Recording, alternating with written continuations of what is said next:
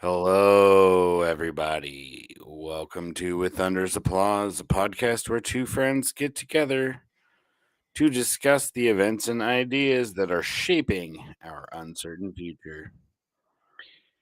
I'm your host, Steve, along with my co host, Zach, who I hope appreciates that I put it in the present tense finally. Not will shape our uncertain future, Are they are currently. shaping it as we speak.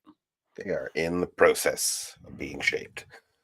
That is They are correct. being shaped like putty. I mean, isn't history Play-Doh. always being shaped, though? There's just periods of boredom. That's true. It's kind of like with geology. There's periods of just like, oh, it all eroded. I have no idea what happened in this period of time in this area. Oh, there's some more. All right, cool. Yeah. I think about that often in terms of like I think, there's a kind of cult or maybe a fetishization of gradualism. Mm. And I think that catastrophism and gradualism are like co-equal in terms of shaping processes. And I think that's kind of what we're witnessing with the collapse of industrial society, right? In the end of the age of fossil fuels is like there's some catastrophes, right? But there are also it is also a very gradual process, only occasionally punctuated by major crises. Yeah, and the major crises will no doubt ramp up as things get more dire and more people have to go without. Sure, and in the grand scheme of things, should there be people, human beings, or another intelligent species that could understand our languages and stuff, if they were to look back, or just alien archaeologists or whatever, they could look back, they'd say, okay, in the grand scheme of like the total number of years that this species existed, like this was a very abrupt thing that happened. Oh, But yeah. for us on the ground, it's going to feel pretty gradual. And I think that time scale is another important component of looking at what is a catastrophe or one-off event versus like kind of more gradual process. Yeah, absolutely. Let's Yep. see. All is. So today, if only Malthus could eat his words, because words contain no calories and no nutrition. And he could use those as we all could, because calories will soon, I would say in a catastrophic way, not a gradual way, calories will soon be unavailable at that scale. So today we're talking about climate change, and we're talking about food security or long-term food security. Yeah. And we'll have a discussion of population. I'd say we've But definitely done this a is good not a job of like. focused population episode. Sorry, go ahead. I was going to say we've done a good job of staving off the disappearance of calories, but at the cost of actual nutrition. We've got all of our like calorie dense, nutrient deficient food surrounding us, and more so here than other places because we have fewer rules. But yeah, we're already seeing Right. it. Yeah. And actually, we're going to finish today off with a paper that discusses not just like the decline in nutrient quality in terms of, but maintaining the calories in light of like certain scarcities and certain natural limits, which Malthus had originally proposed. But also in terms of we made up for it with trade, Mm-hmm. right? And one of the things that we have to keep circling back to is that this process we're undergoing includes armed conflict. It includes nativism, right?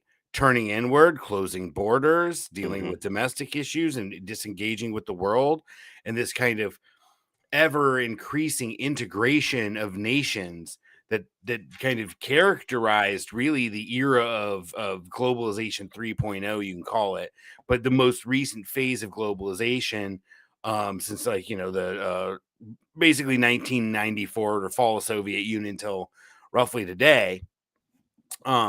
This era of ever increasing integration is clearly at an end, and we haven't really even begun to see the consequences, the long-term consequences of like say Ukrainian wheat not being able to make it to its destinations in North Africa, for example. Right. I think you might start to see, if you look closely, if you follow those countries, right? You might see the signs now at the local market, et cetera, so forth. But those have not made it onto those have not broken through the cacophony of other news that dominates international press. Yeah. It takes a lot to bust through that stuff. It really does. So we're going to finish off with a discussion of the consequences of that, specifically to climate change and the absolute dependence of a lot of countries on imported food. All right. So to begin, we're going to go to phys.org. We actually have a couple scientific papers and a couple more kind of long form nonfiction stuff. Yeah. And just one video clip. So it's a lot of reading today. Great. Yeah. I am sure my voice just sounds lovely with this congestion. Just speak a little slower and a little lower. Everything will be just fine. No one will even notice. A new 66 million year history of carbon dioxide offers little comfort for today. So, a bunch of scientists got together, took a look at a whole bunch of papers that were already out using new modeling and new analyzation methods. And they basically found that while the data that we have, is still just as strong, it still supports certain temperature changes. Their metadata analysis basically showed that they would have more warming than we're anticipating. Instead of it being 4 degrees, it'll probably be something along the lines of 6 degrees. And that is, of course, with things proceeding as they are, which is us trying and failing to get down to 2 degrees by 2030. I think we're already past that, if I remember some of our previous research.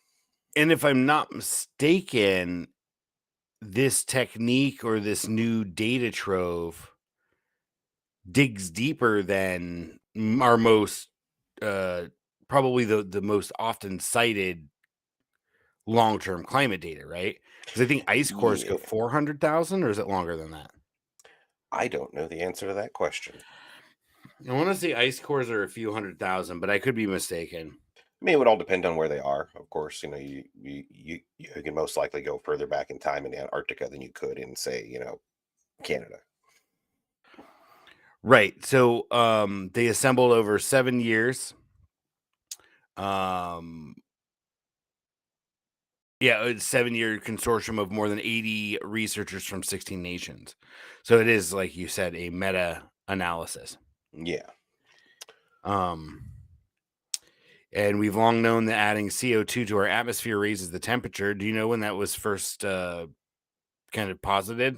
I think it was back in the 1800s, wasn't it? Yeah, it was like 1880 something. Yeah. And then again in like 1910, there was, I think it was some kind of newspaper. No, I think it was a journal article, but they were basically speculating that we would never have another that we wouldn't have another ice age because burning coal was like increasing the greenhouse gas effect. So that was like over 100 years ago now. Yeah.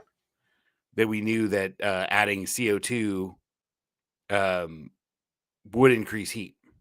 Mm-hmm. Well, and even locally in places that were burning lots and lots of coal and stuff like that, the coal ash got onto the snow and caused it to melt faster, and so they had shorter and shorter periods of snow cover in large cities. Right. Yep. Microclimates, brah. So this study is looking at how sensitive the climate is to changes in atmospheric CO2 concentration. Would you like to read that? Yeah, it says mainstream estimates of temperature indicate on a scale of decades to centuries, every doubling of atmospheric CO2 will drive average global temperatures to 1.5 to 4.5 degrees Celsius higher. However, at least one recent widely read study argues that the current consensus underestimates planetary sensitivity, putting it at 3.626 C of warming per doubling of CO2. So interestingly enough, I think this is one of two things we have on here that talks about. I think it's the New Yorker article that covers how. Oh no, I'm sorry, it's the Thai article that covers like basically like the inherent conservatism Yeah. of climate science and of climate communicators, hmm because they're just like, I don't Yeah. know. Yeah. They err on the side of caution. It kind of sounds really scary. So they kind of assume that, like, well, this can't be accurate because it just seems way too off, right? Yeah, well, and I think there's also, the desire to not be sensationalist because if you're sensationalist and something doesn't happen, then people just point to that and they're like, "Why should we even take these guys seriously?"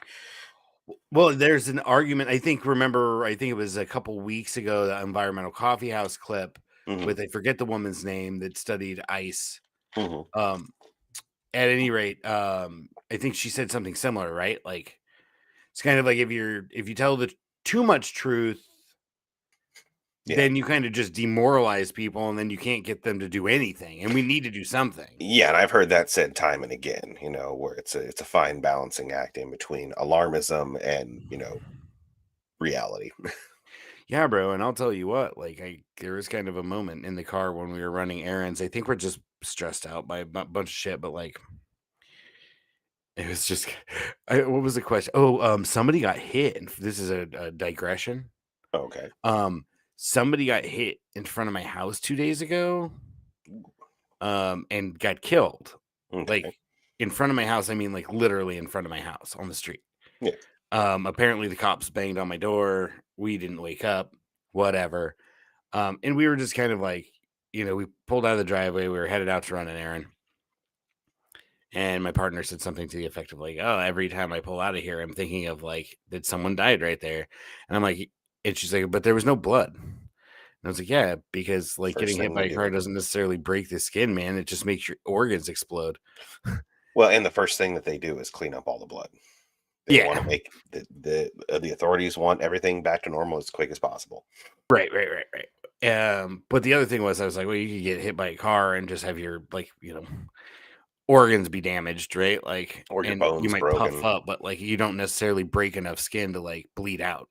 Because like a lot of blood would be bleeding out. Yeah. Um, and then I just kind of quipped. I was like, yeah, I wonder how many Palestinians are like dead just by having their insides liquefied by the concussive blast of a bomb. Yeah. Because they're dropping 2,000-pound bombs, dude. That's enough fucking Dude, overpressure to liquefy your insides, the dude. thing is, though, bro, we've all seen the movies, and it would just send them flying, and they would get up and be fine, right? Like that's how Hollywood shows it. So that must be how it happens, right? Right, right, right. Right. Yeah, so, I don't know how I got on the digression. We were just talking about oh, it was because it was like this kind of like, I know things are bad. Stop telling me they're bad. Like, I can't emotionally handle this information. Therefore, I'd rather not hear it. It's too And that's damn much. yeah, and that's where we come to this. Oh, maybe it's not 1.5 to 4.5 degrees Celsius warming per doubling of atmospheric CO2. Maybe it's actually 3.6 to 6, right? Yep. Yep. And realistically, and we see right down here in the late 1700s, the air contained about 280, and we're at 420. An increase of about, oh no, what the hell happened? We're just burying our heads in the sand real quick. Oh, yes. Thank you very much. You're You did welcome. not tell me that that was coming, so I I didn't didn't see know it it was coming. coming. I didn't know it was coming. I just thought of it. It's not in my notes. Sorry. I didn't. No, no, no. You're fine. Yes, people burying their heads in the sand, sure, because like the truth is not pleasant, right? At all. The truth is potentially world ending. Yeah, exactly. So, anyways, we're at 280. We're going up to 420. Business as usual seems to be what's dominating. We're about to have an election Trump is going to get reelected. People want to believe that like things are going to get better if we just have the right fucking demagogue in charge. We're going to descend into fascist dystopia over the course of a decade or so. And it might be even faster. I don't know. I'm kind of hoping it takes a little longer. So I'm closer to death, but and my daughters are a bit older. Yeah. But at any rate, like we could, with what's baked in right now, even without business as usual, right? Even if we started rolling that shit back now, we'll probably hit at least one doubling. And so we're looking at maybe 4 to 6 degrees C warming. Yeah. By what? Time End of we're the in our century? 60s, probably. Yeah. Yeah. There's so many things that we don't yet understand, like the methane deposits that are stuck down or in the deep ocean. And if the entire ocean warms, there's a good chance that those start to melt, and the gaseous methane comes to the surface, where it is a greenhouse gas and makes things even hotter. This has happened a lot of times on the Earth, yeah. like over and over again. We have these cycles where it's like, oh yeah, it looks like the Earth is completely dead because there's so many greenhouse gases are in the atmosphere that's just increasing the temperature, and then it's like, oh, and then a massive volcano erupts puts out a whole bunch of dust that lasts just long enough to cause a micro ice age that can then start like a whole cycle, and then you're entirely glaciated for the planet, and it's back and forth and back and forth, and like the only thing Right. regulating it is, sadly enough, life. Right. Exactly. And but one of the things that gets completely missed on this by, people who are just like, no, it's not a big deal, right? I Yeah. don't want to even say deniers, but say downplayers, Yeah. deniers and downplayers. Yeah. The double D. Is it is it realistically speaking, like human civilization, and that's what we're kind of talking about tonight with agriculture, right? Hmm. Human civilization is a very, very tiny niche. And even though, yes, the planet does go through these cycles generally take a very long time, Very long. Yeah. right? From the volcanic eruption to the time that greenhouse gases started to be sequestered through a natural cycle, like could be decades, Oh, probably thousand. with the volcanic explosion, maybe potentially even like a handful of years. Yeah, I would say But decades. Yeah. yeah, exactly. But realistically, sequestering all that carbon to bring down temperatures would take decades or hundreds of years, Hmm. Just the even at a technology alone. rapid pace, right? Yeah. Um, and so they're calling this Earth system sensitivity, looking at the relationship between um, atmospheric carbon parts per million and temperature. Hmm. And they're saying by their meta-analysis, they're looking at 5 to 8 degrees C. So they're even still continuing to be a bit conservative. Hmm. Coming in there. Or maybe no, they're a bit more pessimistic, Yeah, aren't they? that's a lot more pessimistic. It's about 3 times as pessimistic as we are So currently. Earth system sensitivity describes climate changes over hundreds of thousands of years, not the decades and centuries that are immediately relevant to humans. Hmm. Authors say that over longer periods, increases in the temperature may emerge from intertwined Earth processes that go beyond immediate greenhouse gas effect by CO2. These include melting of polar ice sheets, which would reduce albedo, changes in terrestrial plant cover, changes in clouds and atmospheric aerosols, etc. Yes. If you want us to tell you what the temperature will be in the year 2100, this does not tell you that, but it does have a bearing on present climate policy, said co-author Dana Royer, a paleoclimatologist at Wesleyan. It strengthens what we already thought we knew. It also tells us there are sluggish, cascading effects that will last for thousands of years. And that is Thousands of years. the real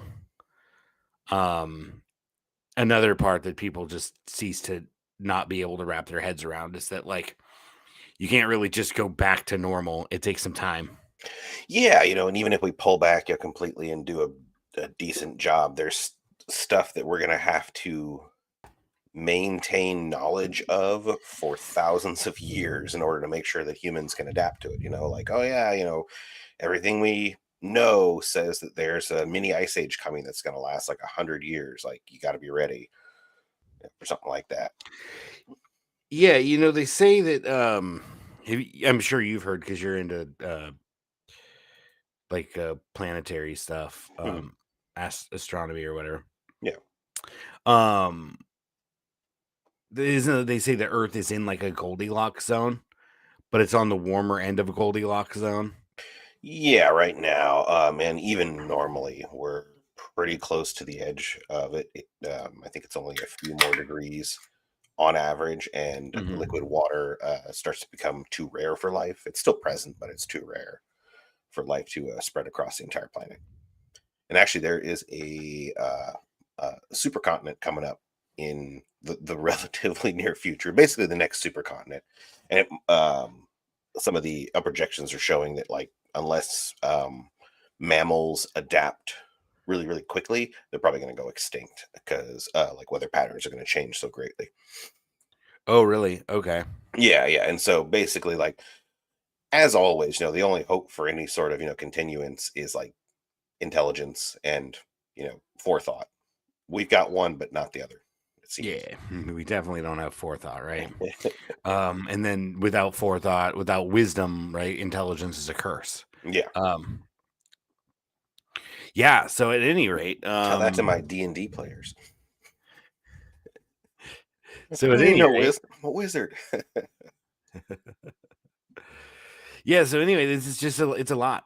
So the most distant period from about 66 to 56 million years ago has been something of an enigma because the Earth was largely ice free. Yet some studies have suggested CO2 concentrations were relatively low. Hmm. This casts some doubt on the relationship between carbon dioxide and temperature. However, once the consortium excluded estimates they deemed the least dependable, they determined CO2 was actually quite high during that period of time, between or around 600 to 700 parts per million, comparable of what could be reached by the end of this century. Right. Because not only are we not rolling it back, we're like But we're pretty much accelerating. like full speed ahead. Oh yeah, business as usual is pumping, chugging quite along. Well, and the the Um, the, the, the, the thing that we've discussed in the past is that, like, there's a whole bunch of like clean technology that's kind of like, like leading the charge, like, oh, look at all these fun like clean technologies, and then the more you look into it, it's like, oh yeah, but there's a bunch of dirty stuff hidden behind it, getting all that lithium, getting all that, a cobalt is a very dirty business. yeah, bro, I just was, obviously I was down in the desert when they're like, "Oh, we just need to cover the desert with solar panels." Bro, the desert is already covered in solar panels. I was absolutely astonished. I knew they were building solar plants and shit. Hmm. I didn't know that they were mostly built out. Mm. And then all through like Palm Desert and Palm Springs and shit, there's a shit ton of wind turbines. Yeah. There's wind turbines and solar panels all over the place. Well, It's and the thing is, absolutely astonishing. Like, and they're just, people would say, "Oh, there's nothing in the desert." There is stuff in the desert, though, yeah, right? There are plants and animals that have lived there for a very long time, and like they're just scraping it clean and then putting solar panels on it, and it's still not enough. yeah, and the inherent downside of building in a desert like that is that it's relatively dry, which means there's a lot of electrostatic charge in the air, and that makes sand and shit cling to the surface of the solar panels. So you got to have a constant cleaning effort in order to get rid of it. It's just difficult and less than great. Yeah, to me, it feels like mining. It feels like they built these huge farms. Yeah, They're going to try and sell as much power off them as they can. And then when the serviceable life of these panels comes around, yeah. a lot of them might just be abandoned. Oh, they're all going to be abandoned. Like, and the thing is, most of them lose like half of their productivity within the first half of their lifetime. And so, if the lifetime is 30 years, being generous, that means after 15 years, your productivity is down about half. And, like, there have been advances, but like those aren't what's being sold to most people right now. So it's not great. Oh yeah, I was just calculating my solar production over the course of a year, Mm-hmm. and then multiplying that by the cost of a kilowatt hour, Mm-hmm. a non-peak kilowatt hour, and I'm like, oh, okay, this is how much money I've saved, which per year is a lot, Mm-hmm. but the amount I'm saving would still require 12 and a half years for me to pay the panels off. Unfortunately, they don't have much. So I just kind of paid up front for my electrical bill. Right, Yeah. basically. Yeah, and I've seen a lot of that, and sadly, a lot of the success cases with solar panel are more technical. People, like, oh, I work from home and I do 3D art and stuff like that, and so they have like a little tiny like mini render farm on their property.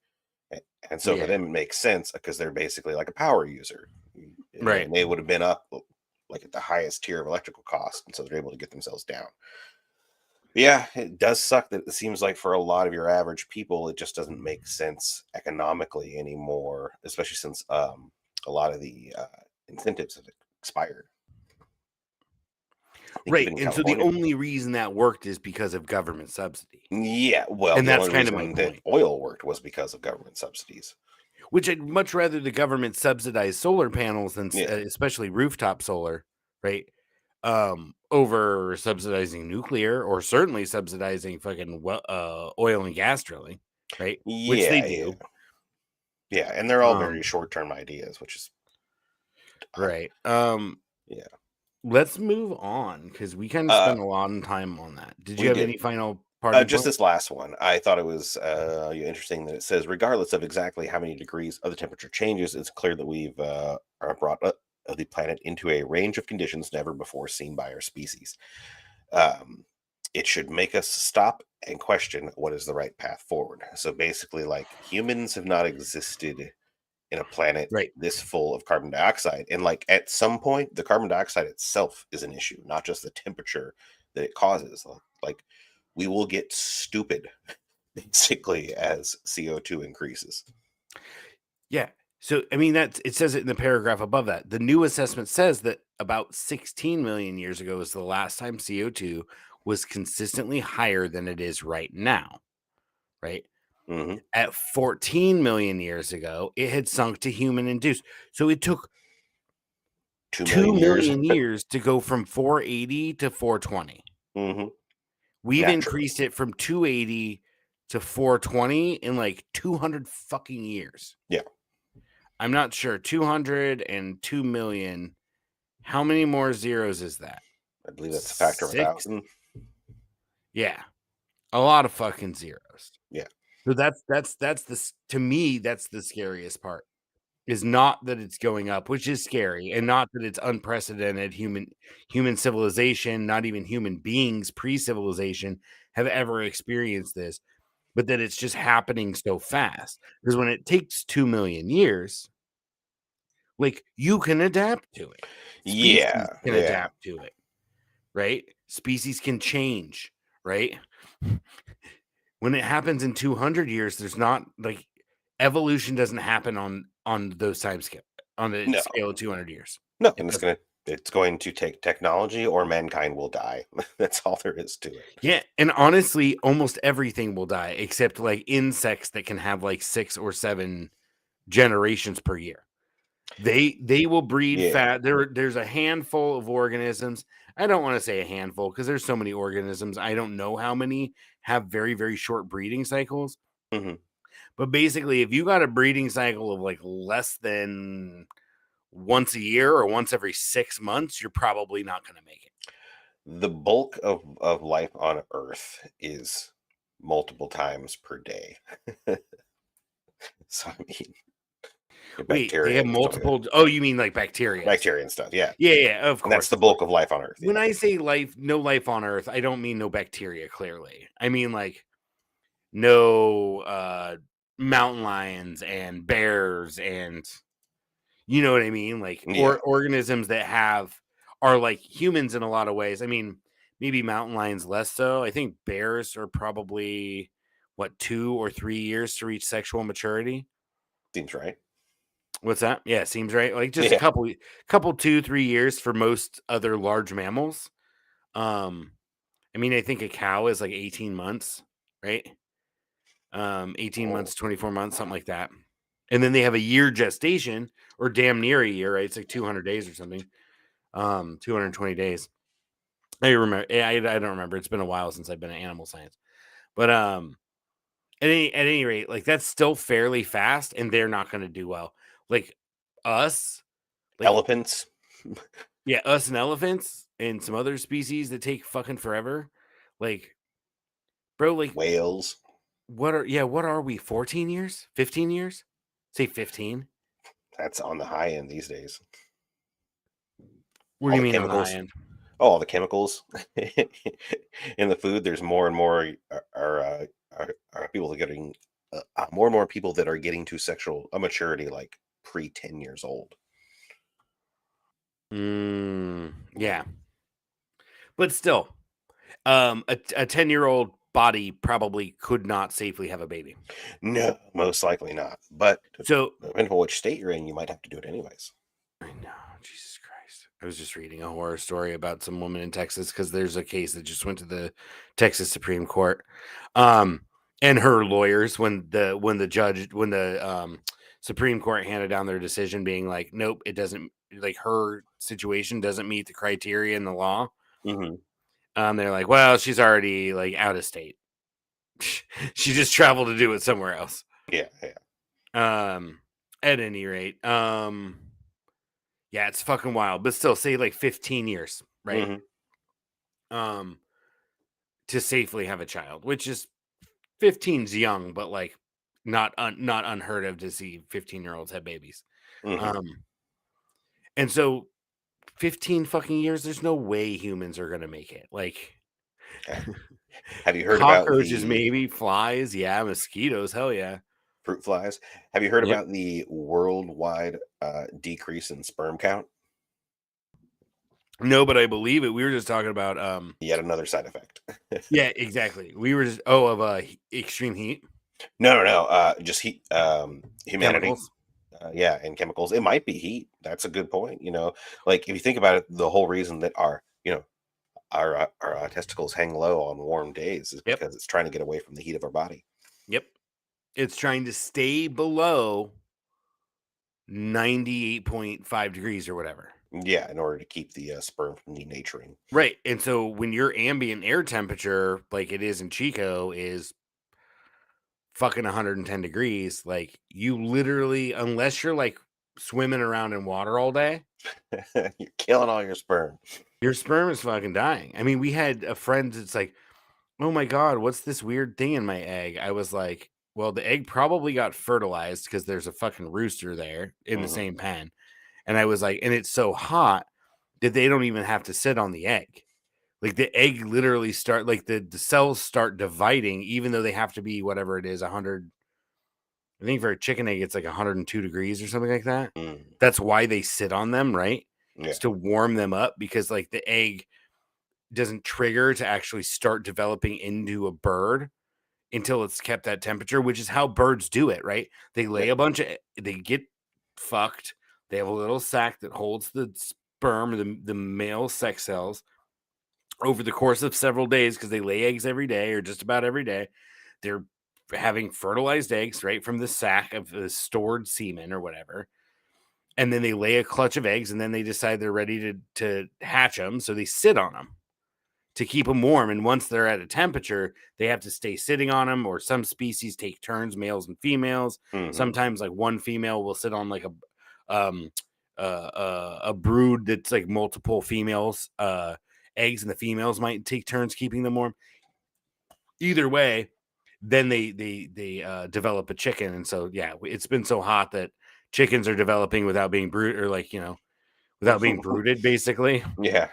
Because the ambient, and so I would totally believe that our testicles are too warm. They would have Um, to hang very low. and I mean, not even, yeah. I Then mean, how low could you hang when it's the ambient air temperature is 110? and you're forced to wear jeans. Yeah, even if you're not wearing jeans, the ambient air temperature is 110. Kilts, man. Everyone needs to wear kilts. Yeah, well, everybody needs to have a fucking a swimming pool to dip their balls in, A ball koozie, as it so we were. don't go sterile. All right, moving on to the next one. There's just a few bits here. This is a New Yorker article, entitled "What If We Stopped Pretending?" That's basically about. Can you scroll up to the first couple paragraphs? Oh, damn you. Okay. No, that's why it says paragraph 1 and 2 in the Well, tracker. yeah, but then you said this is a tall order, which is like Yeah, 10 and then that paragraphs paragraph, in. I didn't know which number it was. I Sorry, I should have didn't told you that at the read your beginning. notes. It's all good. Okay. It's all good. Yeah, we don't have a Understand. universal system. We do not. So, We gotta the get climate apocalypse is coming. To prepare for it, we need to admit that we can't prevent it. Ooh, so the zombies are here to stay. We just got to get used to it. Yeah, exactly. And so this is from 2019. So this is now a number of years ago. 4. Excuse me. There is infinite hope, Kafka tells us, only not for us. This is a fitting mystical epigram from a writer whose characters strive for ostensibly reachable goals and tragically, or amusingly, never manage to get any closer to them. But it seems to me, in our rapidly darkening world, that the converse of Kafka's quip is equally true. There is no hope except for us. I'm talking, of course, about climate change. The struggle to rein in global carbon emissions and keep the planet from melting down has the feel of Kafka's fiction. The goal has been clear for 30 years, and despite earnest efforts, we've made essentially no progress towards reaching it. Today, the scientific evidence verges on irrefutable. If you're younger than 60, you have a good chance of witnessing the radical destabilization of life on Earth. Massive crop failures, apocalyptic fires, imploding economies, epic flooding, hundreds of millions of refugees fleeing regions made uninhabitable by extreme heat or permanent drought. If you're under 30, you're all but guaranteed to witness it. Yeah, boy. So, if you care, if you care about the planet and the people and animals who live, there's two ways to think about this. You can keep on hoping that catastrophe is preventable and feel ever more frustrated or enraged by the world's inaction. Or you can accept that disaster is coming and begin to rethink what it means to have hope. All right, scroll to this is a tall order. Blah, blah, blah, Green New Deal, garbage, garbage, garbage. I would say This read is right there. what? What's that? Or this kind of sets it up if you read from here. Sure. The IPCC, the Intergovernmental Panel on Climate Change, tells us to limit the rise to less than 2 degrees.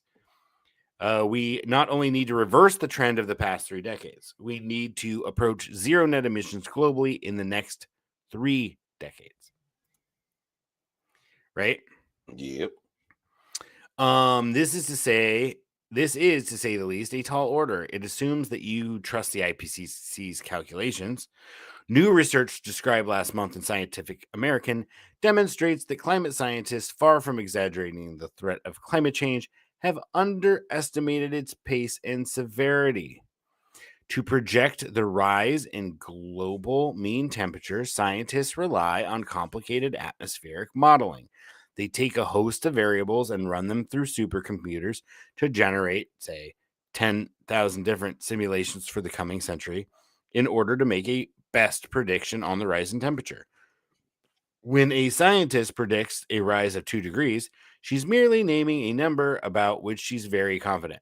The rise will be at least 2 degrees. Scroll. The rise might, in fact, be far higher. That's good. Yep. Which is to say that 4 years ago, the New Yorker was talking about this shit that was in this Fizz article this month.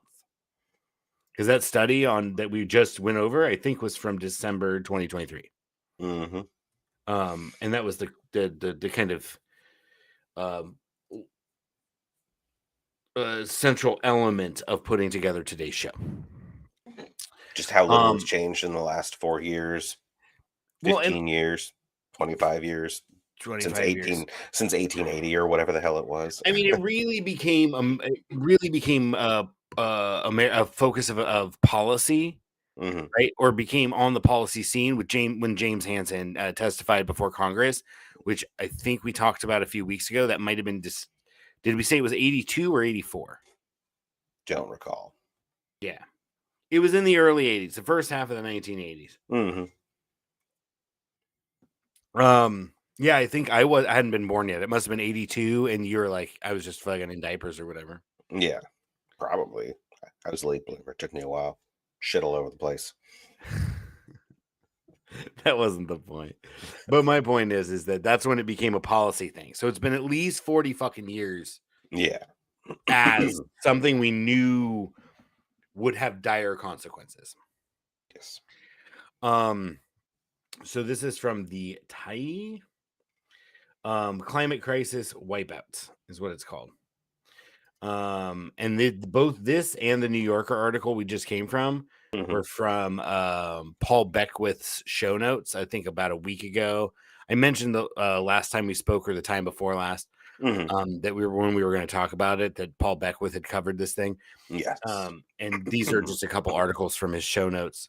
So props where props is due. But I think it's really kind of important to keep that in mind that, hey, like, we can stop pretending that like there's something we can do to like rapidly fix this or like not even fix it, but like prevent it. Yeah, Right? yeah. Like it's over. Like it's not over, right? What was that we showed Obama giving a clip and kind of were mocking him because he was like talking about trying to console his daughter. He's like, hey, if we can stop 3.5 degree, like 3 degrees is better than 3.5. And you're like, yeah. I mean, yeah, I guess that's true. But like at the same time, like 3 degrees and 3.5 degrees are both equally awful in terms of the human consequences, right? Yeah, yeah. Technically, I guess you might be able to argue one is worse than the other, but at some point you got to say it doesn't really like the scale no longer ceases to mean much, right? What's what's the episode of South Park where you're choosing between a shit sandwich and a what is it, A giant douche. douche? There we go. Two Yeah, I equally think that bad was scenarios. John Kerry. That was when 2004 when John Kerry was running against George W. Bush. Yeah. That was the season. So that was early, dude. That was like season 4 or 5 or 6, maybe. Yep. And still relevant. It's super relevant. Prominent climate. So this is an article that's just kind of just generally talking about reactions to this reality that it's too late to stop. Really a lot of severe consequences. Yeah. There's just no and and that's what I had said from the very beginning. It's like, oh, we can do this. 350.org's whole mission was like, we got to stay at 350. We got to do this. We're going to divest and do all this. And even the divestment campaign I mocked pretty openly. I was like, that's not going to fucking change anything. Like, I mean, I guess it could potentially make it more difficult for some projects to get built, but like, if that energy, like if our society, our economy wants to consume that energy because the people, like the politicians need to keep people happy, and the best way to keep people happy is to give them lots of fucking stuff, right? I mean, it should not be controversial at this point, right? Bread and circuses, basically, right? Yeah. If we can continue the bread and circuses flowing, like the politicians are going to do exactly that because Yeah. they want to maintain their position of privilege and they want to continue to be able to extract surplus value out of the economy and accumulate it as their own wealth. Yeah. And there will be as many WrestleManias as are necessary to make sure that happens, brother. All right. So this article, and sorry, go ahead. Just real quick, I had a Yeah. thought about divestment because if you're talking about a whole lot of people divesting all at once, that's going to drive the stock price down. And who's going to buy up that stock? The worst people that are basically like, oh yeah, I'll buy this up at low prices. I don't care that they're are damaging the planet. And now I've got a controlling say. So it's almost like, is divestment a bad thing? Like, should you get more and more and then just like guide their policy instead? Since you have a larger percentage of the stock, would that be wiser? I don't know. Just a thought. I don't know. All right. I just never Prominent thought climate about scientist Hans Schellenhuber, director emeritus of Germany's Potsdam Institute for Climate Impact Research, argues that in these circumstances, quote, a trend towards erring on the side of the least drama has emerged. it. Mm-hmm. And when the issue is the survival of civilization is at stake, conventional means of analysis may become useless. Right? Mm-hmm. Speaking of least drama, don't need to go into too many details, but that's kind of what we were talking about earlier, right? Is it inherently the science is conservative, or at least the way the science is presented is conservative because that's less dramatic, right? Yeah. You get less blowback from the constituents and so on. And we can kind of look at it and look at it and look at it and kind of like try and find like ways to butter it up or put lipstick on the pig or whatever. But like ultimately, like the survival of civilization is at stake. And our analytical tools, like our analytical like gymnastics we do, like to make this sound like a problem we can solve, doesn't fucking matter. Mm-hmm. Let's, I think, read this second paragraph too. Exploring this argument, policy analysts Spratt and Dunlop conclude climate policy making for years has been cognitively dissonant, a flagrant violation of reality. That is fucking awesome line. I love that so much because it is. I mean, really, like, you know, a Green New Deal. It sounds really great. It's a great thing to rally around. I believe in the Green Party's Green New Deal. Mm-hmm. But then it just becomes like a buzzword for like making people think that you're going to fucking do something. Yeah. And then they can't even do the most basic shit, like provide a livable wage, which was part of the Green New Deal. Well, and then they you just also yeah, go ahead. you also have to remember too that any Green New Deal that is allowable is going to benefit large companies. It's Oh going to yeah. benefit the friends of the policymakers. Oh, and it's benefiting big business in the sense of look at all the fucking lithium mines. Yeah. And look at all the contracts to build solar panels, and look at how the nuclear industry lobby had its fucking plants all over the place when they were, you know, in all these climate groups trying to convince young people that, you know, we got to do nuclear to save the climate, right? And Mm-hmm. it's just the industry was always involved, Mm-hmm. right? Yeah, so a flagrant violation of reality sums up climate policy so well. That should have been the It's show title. a flagrant violation of reality. Mm-hmm. Ooh, that would have been good. Mm-hmm. Maybe next time. Mm-hmm. It's Save that. unsurprising there's a lack of understanding amongst the public and elites of the full measure of the climate challenge because they're not accurately communicating to us, because no one wants to hear, like, again, going back to my conversation, no one wants to think about the reality of a 2,000-pound bomb liquefying someone's insides. Mm-hmm. And no one wants to think about fucking 90% of our population dying, which is the second part.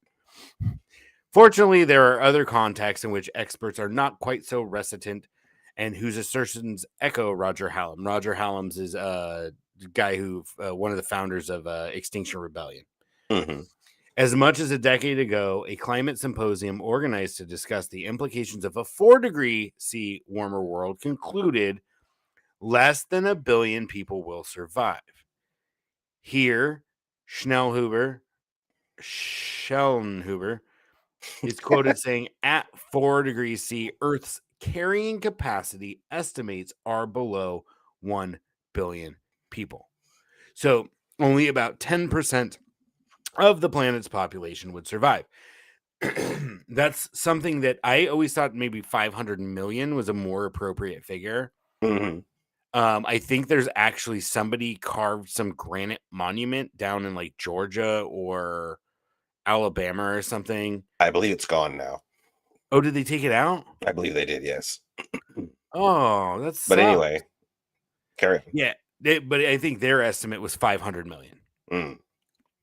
And I think that's a little more accurate, spread around the globe. Because I think that was the population in... Yeah, if you look at the human population, like, dude, the population was relatively stable for even all of early civilization. It really only started to click up in like the last like 400 or 500 years. Basically after the Black Death. It's fucking crazy. And I've talked a lot about carrying capacity and how like I conceive of the problem as someone who practices permaculture of environmental degradation lowers the carrying capacity of the planet, right? While at the same time we push the population above the original carrying capacity through fossil fuel nutrient or fossil fuel derived nutrients like nitrogen or whatever, and other practices having fossil fuels to till soil to get fossil fucking carbon out of the soil, or to tap that carbon store right in the soil, or to transport or whatever, right? To transport manures or whatever you're using for fertility management.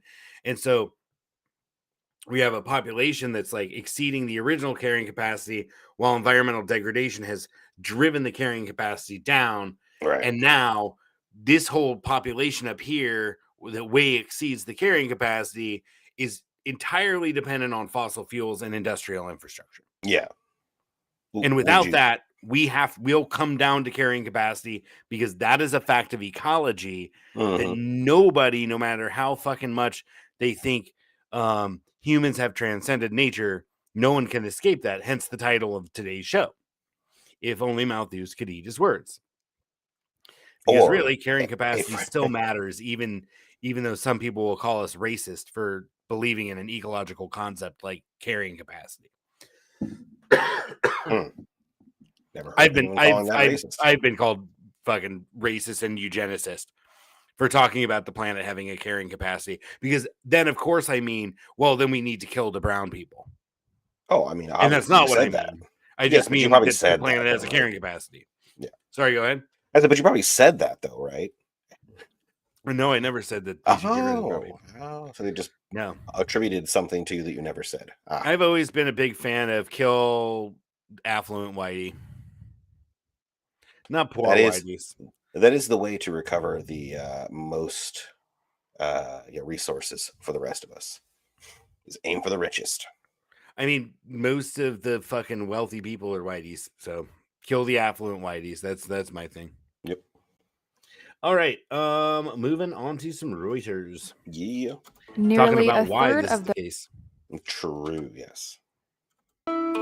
Nearly a third of the Earth's soil is degraded, and an area the size of a soccer field is eroded every 5 seconds, according to UN figures from 2020. Yeah, and getting soil back is not an easy process. Usually got to come from somewhere else. Under natural conditions, I have heard it takes 500 years to build 1 inch of topsoil. I believe that. But using practices like I am a fan of, and that I think that should become like public policy broadly, we can actually build topsoil much, much faster if we're intentional. True, but bear in mind that you're also most of the time taking nutrients from one place and putting them somewhere else. Yes and no. I think that like my use of albizia, which is a nitrogen fixing tree, that's fixing nitrogen with rhizobia, right? Bacteria, right? Very beneficial relationship. And it's creating litter, like that also contains nitrogen that can be part of a soil building process. And its roots help build soil, subsurface soil, and everything. So I do think there are methods, but I think you're right that there is a kind of limit to that. And I think that a lot of that work that gets done, certainly earthworks and a lot of that, human beings can do that, right? I mean, China built its fucking China's and Korea's and shit. They built all those terraces with human labor. Oh yeah, and I was even thinking like, oh yeah, you could definitely take seaweed and stuff and transport it inland to build soil. You rinse it off at the estuary of the river, and then transport it. And if nutrients are that valuable, because that is a unit of wealth basically, then transporting it long distances via donkey and shit like that could actually be profitable. Certainly. Certainly would be profitable. I mean, at a certain distance, right? Like Yeah. probably you wouldn't find that hundreds of miles from the sea. Hmm. But if you're just talking about farms that a little bit inland away from the coastal cool damp where it's actually warm enough to get good plant growth, Hmm. then for sure. Yeah, yeah. Plus moving, night soil and all that other stuff, right? Like human beings can move that stuff using very appropriate or sustainable technologies like For their region, hand yeah. carts, or we might even have some version of like bicycles. And bicycles will probably wind up doing a lot of our labor like that, our transportation labor, It's especially definitely, short haul stuff. Like yeah, in and around town, it'll probably be bike carts. yeah. We'll have to Yeah. figure out. I saw a great article. I think it was from NASA, where they were talking about new tires that they're are designing for rovers that are made of like a metal mesh with rubber, and so it's almost entirely deflation proof. And so stuff like that. Yeah, But that sounds fucking rad. that is the sort of shit that we should be putting more of our Some resources R&D into. money, man. Yeah, Oh yeah. yeah. Like figure out that low tech / high tech mixture. I was like, really? It's like, hey, we're figuring out how to make wheels better, while at the same time, using Well, the yeah, best I mean, you might, technology. and you wouldn't then necessarily need, if it would make them more durable, you could Yeah, prevent having to need a lot of them because you exactly. could usually get one of them and it lasts most of the life, depending on how much, how much use it gets, right? Yep, yep. And you wouldn't have But to then, carry as many replacements. rubber is not something we are likely to get. That's why I always picture probably more likely most tires will either be like a steel band on wood, like they were for forever for Hmm. wagon wheels or whatever else, um, or some kind of like rope, right? Like a big, thick, heavy hemp rope on a metal tire wheel Yeah, yeah. might be enough to give you enough cushion and from fucking up your rim or whatever. I don't know. I haven't tried it, but there's got to be some methods. Indeed. All right, next clip. I'm gonna excuse myself briefly. Hmm. We know that soil is the future, and by helping soil do its job better, we're hopefully going to produce food in a more environmentally friendly way. That's Danielle Semple from Farm Ed in the UK. She's at their demonstration farm that has increased the amount of organic matter in the soil through sustainable techniques.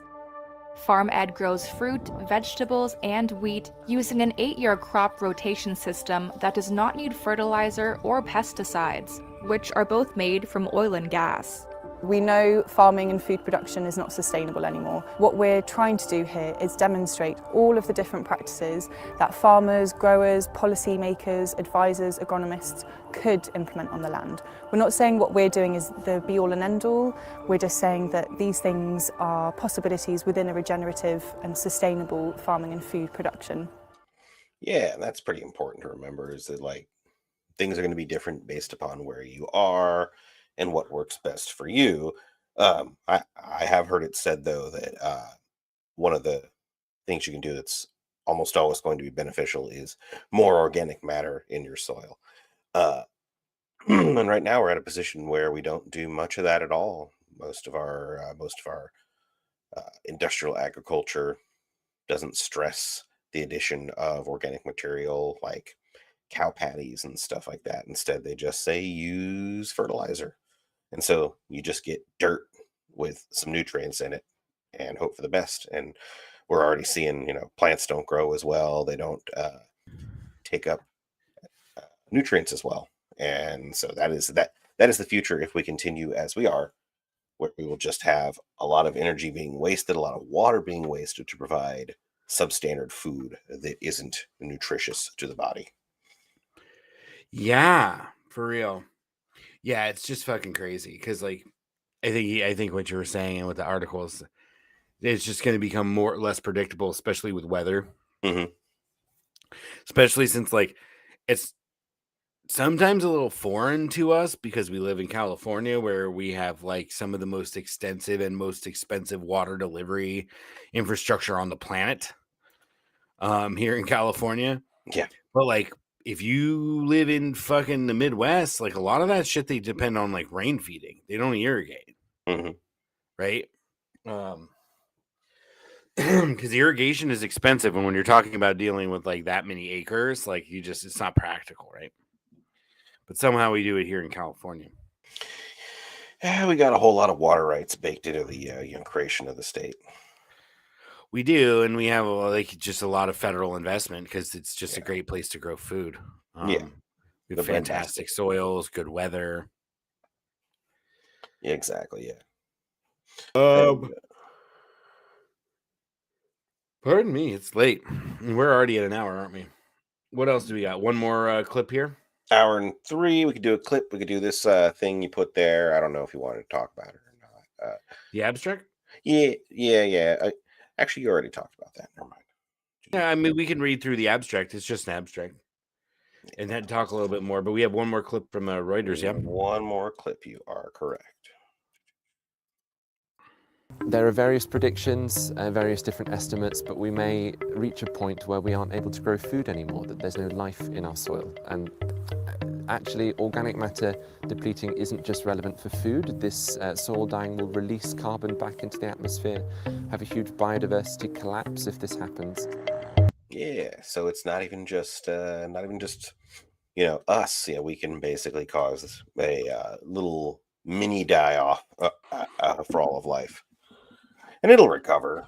It has so far. There's no reason to believe it wouldn't. The Earth's not going to be consumed by the sun for another 1.5 billion years.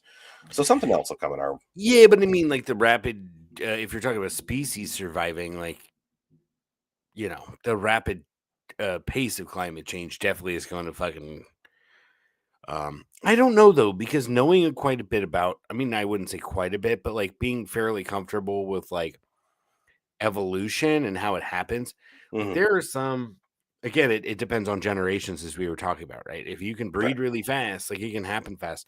But also, like we have organisms have latent within their own genetics coding for all manner of things. And sometimes it takes environmental stressors to turn on or off certain gene codes. You speak of epigenetics, yes. Yeah, exactly. And so, like, I don't know. Like, part of me is like, no, this is too rapid of change. Like, organisms won't like adapt in a meaningful term. But then I've also read studies of like fish that got separate, like fish populations that got separated from each other because of like a dam or some other kind of infrastructure project. And literally, like, it was like within a couple decades, they couldn't breed with each other because they were different species. Yeah. And you're like, whoa, within 2 fucking decades, like the fish are now no longer even compatible with each other, which is the definition of a species, right? Yeah. Like it can only breed with itself. Unless you get sterile offspring, right? Hybridization or whatever. Right. That's and hybridization is another good example. Mm-hmm. I think we might have talked a bit about oak trees, right? It's like out of all of the different oak trees that are in California, it turns out like a lot of them are hybridized. And like you can look at a tree and be like, I can't really tell exactly what that is. Is that a blue oak or a valley oak? And you're like, oh shit, it's actually probably both, right? Like, because the oak trees will it's called interspecific hybridization, but basically interspecies erotica. Wow. At any rate, so there's all sorts of tricks up Mother Nature's sleeves where I want to be like, nah, dude, nothing will survive. Excuse me. 90% of humans will die, which we've talked about, right, with the classic Mayan collapse. Yeah. 90%. I'm glad people are saying 90% because that's kind of been in my mind the entire time, not just climate change. And that's the other thing is you really like to hammer down on like, oh, climate change is going to cause all these problems. It's like, no, not food. Like if we can keep dumping energy into our food system, climate doesn't really matter because we can have vertical farms and climate conditioned spaces and blah, blah, blah, blah. In It's the high energy CO2 that matters. in Sorry, go ahead, bud. CO2 concentrations that are too high, plants actually grow worse. True. Yeah, and so we'll be losing our food at the same time that, hopefully we're dying off. Um, That's probably true, but what I'm saying is that like climate change is like viewed as this like huge catastrophe ending civilization. mhm, When I think civilization will really end long before the ramifications of climate change are fully understood mm. because the lack of energy. It's energy descent that's going to destroy civilization, I not mean, climate change. civilization's really relative, though. I mean, even a small tribe is a civilization. They're not very wide spanning or anything like that, but they're carrying knowledge from one generation to the next. And kind of to your original point, human variation already exists pretty wildly. Like people native to or higher elevations are able to better utilize oxygen in the air. People who are used to doing diving for fish and stuff like that. I forget. I think it's like Can the hold their breath spleen. for fucking Yeah, like yeah, like the super long times. spleen or some shit just holds on to oxygen for them. Like they're just like, okay, cool. I got spleen oxygen now, and they can like dive for half an hour. Or Yeah, something and you crazy can like that. imagine those kinds of adaptations are Yeah. probably triggered by environmental factors, right? Yeah. Environmental triggers, because like I highly doubt that they were just like everybody dives for fish Mm-hmm. and we are just going to accept losses of anybody that can't make it 4 minutes. Right? Like Yeah, that's not yeah, how it yeah. happened. No, Right? Like there was some other way this developed than just like I mean it I could have mean, sure been there were deaths, the but not sexual enough to push selection. the gene frequency a particular direction, I wouldn't assume. I mean, there is, sexual selection where it's like, oh, John over there can hold his breath for 4 minutes, and Timmy can only hold it Indeed. for 3.5. I'm gonna go get that John because he I'm can gonna get go me get more that 4 fish. minute. He can fucking muff dive for 4 minutes without coming up for air. Not long enough. You need more time. Jesus Christ. But that's a perfect example. Yes, Yeah. you're right. Sexual selection is a thing. Hmm.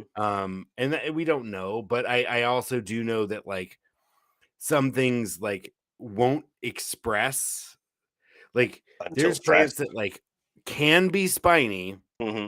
but they won't the live oak is like this, the valley or interior live oak is like this. It won't necessarily express the spines on its leaves, but if it gets browse pressure, like if it gets Hmm. bit by a couple deer, Yeah. it'll start producing leaves that are spiky. Yeah. That is a perfect example of epigenetics. Yeah. Something trigger or triggers a response, and something that would have otherwise never happened is turned on. It's just sitting there latent waiting for a signal. Yeah, exactly. And so All right. yeah, I suspect that a fair number of humans would survive just Didn't by Kevin having one of those Costner get webbed mutations. feet? And weird gills behind his ears, also great for muff diving. Think about that. A breathing behind his ears? Hmm. Yeah, how did they explain that? Just normal mutations. I mean, they called him a mutant, but I mean that is a mutation. So yeah, just over time, apparently, like they never really explained how long it had been. You would think it I couldn't imagine possibly it have been hadn't that been that long. long because Listen, wasn't the Exxon Valdez like was the yeah, villain's boat? At yeah, some exactly. point, a Like they still steel had ship, gas. even if you maintain, probably not going to survive. Yeah, yeah, more than a few dozen years. Yeah, Well, because they didn't. There was no port. There was no place to like stop and no way to do dry maintain. dock. Yeah, Yeah, exactly. yeah. Like you have to dry dock a ship every once in a while. Not gonna let that happen. Let's see. Let's move on. Got one more article. Let's see. This is from what is it called? Earth's Future is the journal. Yeah. Says the use of food imports to overcome local limits to growth. Can you scroll in a bit? Oh, I can enhance the hell out of that. All right. There's the abstract. Would you like to read or should I? Sure. There is a fundamental tension between population growth and carrying capacity. That's what we were talking about. The population that could potentially be supported using resources and technologies available at a given time. When population growth outpaces improvements in food production locally, food imports can avoid local limits and allow growth to continue. This is what we said at the top. which Mhm. was, so it's not just the green revolution, right? It's not just fossil fuel fertilizers and etc. that like kept the machine running, or the productivity high, Mhm. right? When we expected it to decline, but also we were able to import. So you're able to kind of like move things around to pretend like your carrying capacity has not been degraded. Yeah. Right. You're importing nutrients. Right. In North Africa, they import wheat from Ukraine because they can't really grow wheat anymore, because they used to grow wheat, but then the Romans made them grow and export so much wheat, they degraded their soil. Right. This import strategy is central to the debate on food security, with continuing rapid growth of the world population. Limits to growth model does show population peaking right around now. So within the next decade. This highlights the importance of a quantitative global understanding of where the strategy is implemented, whether it has been successful, and what drivers are involved. We present an integrated quantitative analysis to answer these questions at subnational and national scale for 1961 to 2009, focusing on water is the key limiting resource and accounting for resource and technology impacts on local carrying capacity. According to the subnational estimates, food imports have nearly universally been used to overcome local limits to growth, affecting 3 billion people. 81% of the population that is approaching or already exceeded local carrying capacity. 81% of the population that is approaching or already exceeded local carrying capacity. 81%. So when they say, hey, 90% is going to die, Mhm. right? These people make up 81% of that. These people are saying about 81% are going to die. Yep. So there's a difference, right? 7% or 9%. That's pretty good. But that's just by food, right? Yeah. And those who say because of climate change, that could be excess deaths from it being too hot, or there being like a weird cold snap in a place that never gets cold, right? Or like we saw earlier this year where there's like a bunch of fucking rain in places that don't ever see a bunch of rain, Mhm. right? And so there could be all sorts of manner for excess deaths of violence, obviously, right? There's already research showing that when like temperatures get really fucking hot, like people get aggravated and are more likely to commit acts of violence, Mm. right? We saw that with environmental pollution with the lead too, right? There's all sorts of reasons that we would kill each other in excess of just starving to death. Right. So this is 81% of the population starves to death, and another 9% dies from other reasons. Basically, I want to be in that 9% for sure. Yeah. This strategy is successful in 88% of the cases, being highly dependent on economic purchasing power. The strategy being the import strategy. If they have economic purchasing power, like the resource curse I've brought up a number of times in the last several weeks to months, of countries have lots of oil. If you have lots of oil, you can buy the food you need, right? Mhm. In the unsuccessful cases, increases in imports and local productivity have not kept pace with population, leaving 460 million people with insufficient food. Where the strategy has been successful, food security for 1.4 billion has become dependent on imports. Whether or not this dependence on imports is considered desirable, it has policy implications that must be taken into account. I'd like to read the key points. Okay. I mean, I would say that dependence on imports is undesirable just because it's a point of failure, but probably unavoidable if people want to continue to live in areas that aren't naturally able to grow food. Yep. Hey, they talk about both the limits to growth and Malthus. Noise. Awesome. Introducing key points, introducing a carrying capacity plot to show contributions of food trade and local food supply potential for sustaining a population. Empirical demonstration shows food imports have been used universally to overcome local limits to growth, affecting over 3 billion people. 3 billion, by the way, is a little less than half, so that's not 80% for sure. Right? Isn't the population like 7 billion or something? I thought it was getting closer to 8, but It might be. let's find out. Worldometer. Ooh. 8.078. Oh, we're already at 8. Yep. And it's gone up So less quite than a bit half. in the time I've been looking. Where this import strategy has been successful, food security for 1.4 billion has become dependent on imports. At any rate, the point here is, and you can come back 94. You're already at 94. Great. Yeah, so anyway, we kind of just put together all of this to paint a picture. Looks like, yeah, food imports have made up a significant amount of the ability to exceed a carrying capacity. Climate change is going to be fucked up and really test carrying capacity, especially when it comes to a carrying capacity largely built on agriculture, which is a very specific production system. Natural ecosystems might adapt a bit, might be, actually, I think the data shows functioning ecologies, which we have very few functioning ecologies, but a functioning ecology would be much more resilient to these kind of environmental stressors than like a monocrop. You get like potato famine, right? Like you get one disease Entire into type your of monocrop banana. of potatoes and it wipes you out. Yep, an entire type of banana gone. Yeah, and it just straight up, like, I mean, Jesus Christ, the potato famine changed the fucking world. And it was one crop and one disease In one area. in one somewhat isolated area.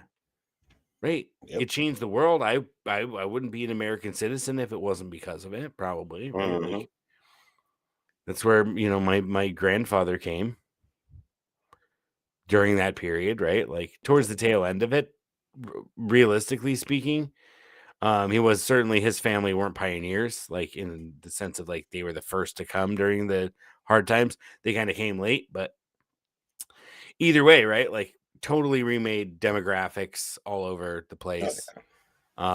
Changed our understanding of food and agriculture and horticultural practices, right? Now Mhm. potatoes, the Swedes, we know, that grow potatoes, they only grow potatoes on a piece of land once every 10 years.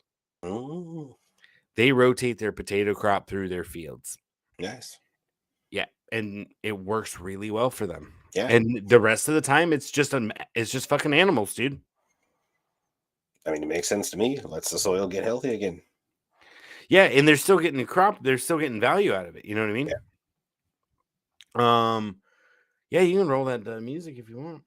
Roll that beautiful music. So to summarize, we discussed historical CO2 and a new study that was published this month, that shows that actually our CO2 levels are pretty sensitive, or rather, Earth's temperatures are pretty sensitive to the CO2 levels, And already higher than they've ever been in the history of our species.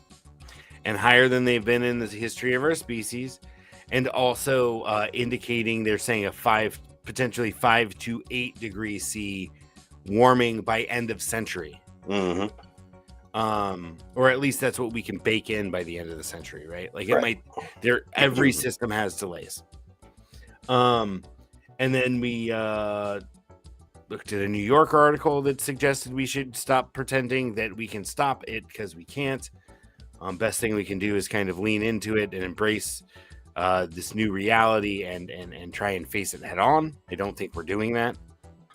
No. Then we saw another article from Tai, which basically described a little bit about why that's the case. Of because our climate scientists, because people are just averse to bad news, essentially, is what happens, and no one wants to think that like their day-to-day existence of jumping in their car and driving to work and shit is actually like deeply problematic for like the survival of our species and the survival of dozens and dozens and dozens of other species. No one wants to really do the emotional labor required to kind of grapple with that. And then we just talked a brief bit about climate change and fucking soil degradation and coming food scarcity. I mean, food is already going up in price a lot, but we haven't, and with the pandemic, we kind of got like a glimpse of what like not being able to find shit looks like. But if there's a massive crop, I mean, do you remember when Taco Bell back in the day, there was like a 59, 79, 99, yeah. There was like a bunch of storms that wiped out like the tomato crop in fucking Florida or some shit. And then Taco Bell was like, we're not going to put tomatoes on it unless you say you want tomato. Which is a good call. What's that? Which is a good call, because most of the time I don't want tomatoes. Yeah, exactly. So anyway, they just weren't going to put it on because they were really expensive because like they lost a bunch of the crop, right? Yeah.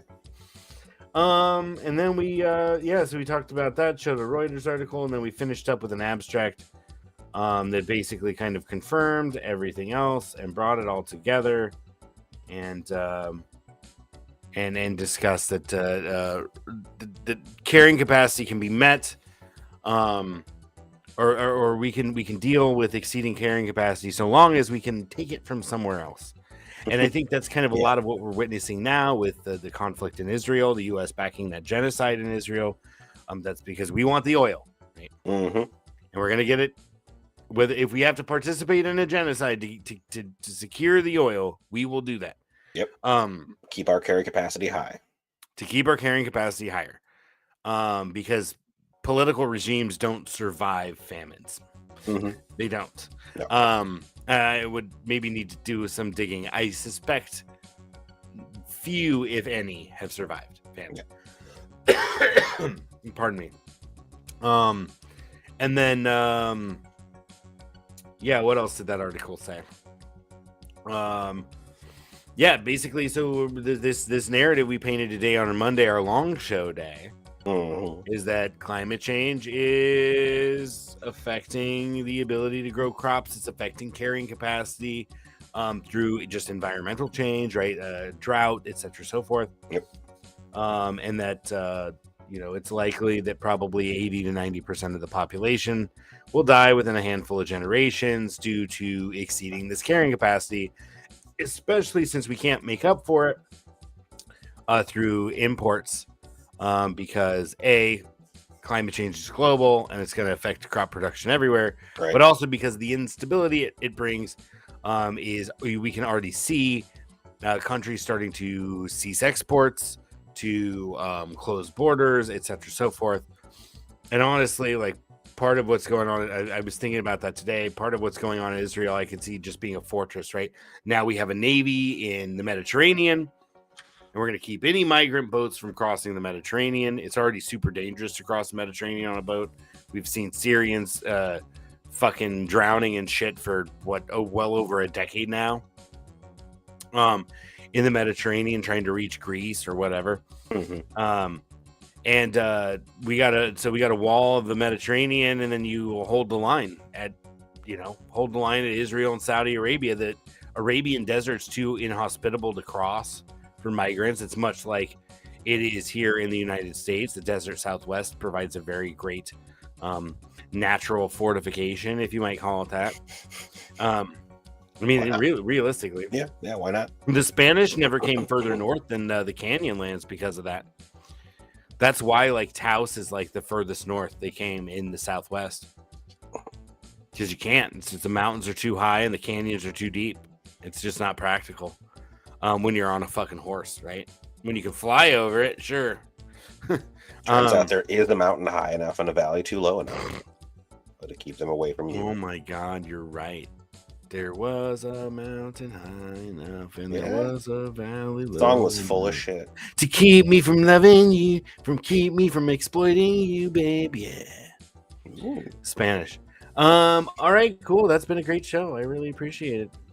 Yeah. This has been With Thunder's Applause, a podcast where we like to remind you that when liberty dies, it dies with thunderous applause. Like this. Thunderous. I It's support like a this slow clap genocide. times 10. Yeah. Genocide. Genocide. Yeah. Grogu genocide. Grogu genocide. Peace out, y'all. There you go.